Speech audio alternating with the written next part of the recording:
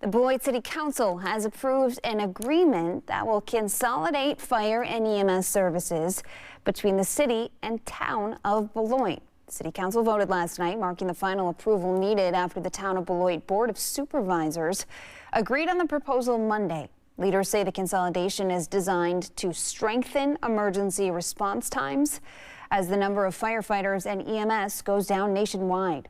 Work on the transition will start immediately. The consolidated department is expected to begin operating at the start of next year.